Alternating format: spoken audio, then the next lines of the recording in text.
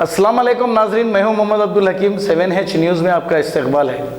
नाजरीन, 45 साल शख्स की गुमशुदगी की रिपोर्ट काचीगुड़ा PS में दर्ज कराई है, जिसका नाम मोहम्मद सादिक है।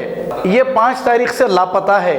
अगर आपको ये शख्स नज़र आ जाए तो इस नंबर पर कॉल करिए 9391163852। अगर आप इस नंबर पर कॉल करके ये शख्स की इत्तला दें तो इनके घर वालों का कहना है कि बड़ी मेहरबानी होगी। आइए देखते हैं ये रिपोर्ट।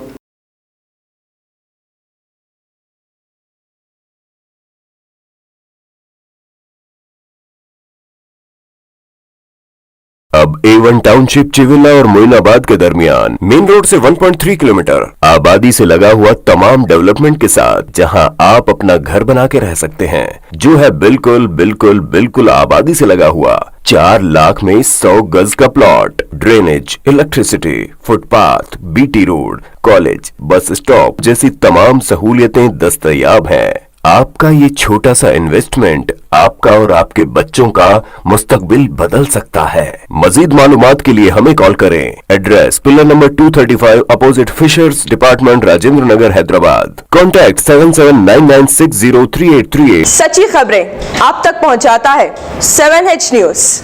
हकीकत जानिए, 7H न्यूज देखिए, लाइक कीजिए, शेयर कीजिए और सब्सक्राइब करना ना भूलें। 7H न्यूज, आपकी आवाज।